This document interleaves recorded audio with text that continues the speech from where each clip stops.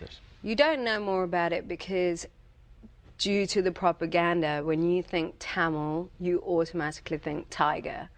And that is completely disproportionate, you know? So human beings like around the world have to be taught to go Tamil equals Tamil civilians first, and the Tamil tigers are a separate thing, you know, and both of those groups are different. It's like a square and a circle. And the thing is, there's only 4,000 Tamil tiger soldiers in Sri Lanka, and if you want, you could just sneeze and wipe them out in a day, you know, and they're not that sophisticated with their weaponry and stuff like that. The Sri Lankan government, which is like 1 million soldiers big, can handle that. But using those people, you know, we're managing to wipe out the whole Tamil population, the civilians, and that is why you don't hear about it. Because, you know, the propaganda in the media, because if you're a terrorist organization, you don't have the right to speak, that is passed on to the Tamil civilians. The Tamil civilians don't have the right to speak or right to live.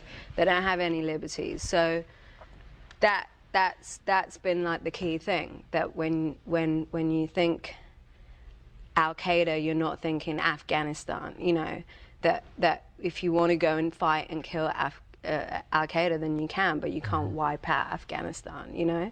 And that's what's happening in Sri Lanka. And I think it's really important for America to understand that, because they set the precedents on like how you fight terrorism around the world, you know? And it's really important that just that sort of throwaway comment, oh, Tamil, she must be a Tamil tiger, actually the repercussions of that is like killing people back home. And offensive, I would assume. Yeah, definitely. Because, yeah. Well, I'm glad we had a chance to talk about that. I mean, you learn something. I learn something on the show every day, so I thank you for indulging my questions about that. You mentioned, when we're talking about your country, you mentioned that you sort of grew up there and you were there for at least 10 years.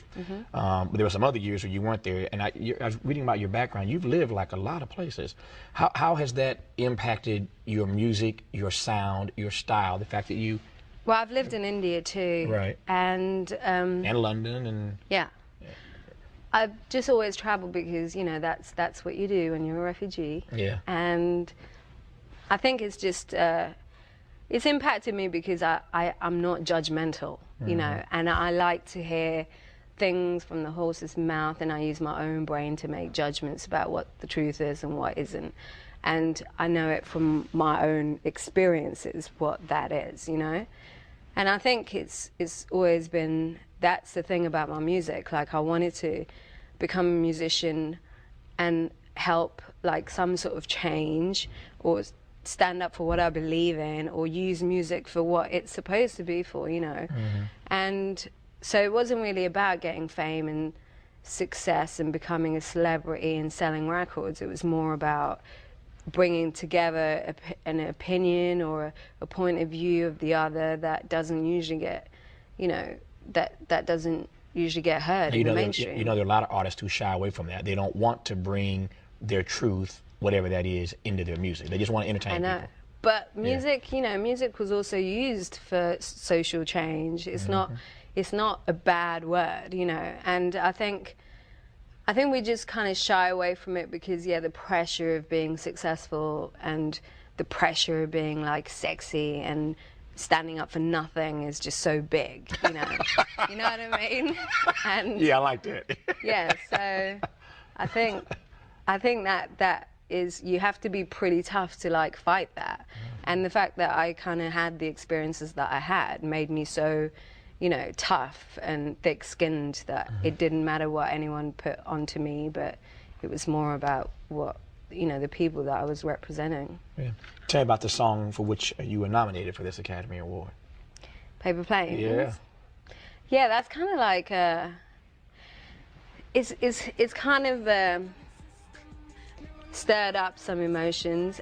I feel like people either love me or hate me, which is good, because that was the point of what I do. Like, the point of MIA is to be, you know, it's either to be loved or hated. At least you evoke that much of a strong opinion, you know, about music. And Paper Planes, I think, is one of those songs that did that, you know, and people people couldn't work it out, and I think it was subversive for some people, and it was too obvious for other people, and you know, everyone constantly asks me what it's about, and they're like, are you a terrorist? And it's like, no. You know, it's like, that has nothing to do with it. And it could be about, you know, gun corporations selling guns and making billions of dollars, or it could be about immigrants coming over and being like the scary other that's going to take everyone's jobs. And you know, I kind of want to leave it ambiguous for my fans. But well, yeah. You picked the right soundtrack to be on. Yes. This movie is huge. I mean, 10 nominations. Yeah, Danny emailed me. I wasn't really aware of it, but he went to India, and then after he filmed the film, he emailed me and asked if I wanted to be a part of it. And I love Danny Boyle. Like, you know, Trainspotting is like one of my films that I would take to my grave. And yeah, he basically gave me the opportunity to work on it. And this, you know, the way I saw it when he showed me Paper Planes in the movie, it just looked like the most expensive, well-directed video I could have had for my, you know, song. So I was like, yeah, great. And it made me cry actually when I saw it, because it was just really like true and amazing, you know. My time with you is up. Will you indulge me just one time? I want to hear you say your full name. Just say it for me one time, your full name. It's Marvingi Maya Aropagasm. I just wanted to hear that. That's all. I knew I never could. I'll just call her MIA. It's a Tamil thing. Yeah, it's a Tamil thing. I'll just call her MIA.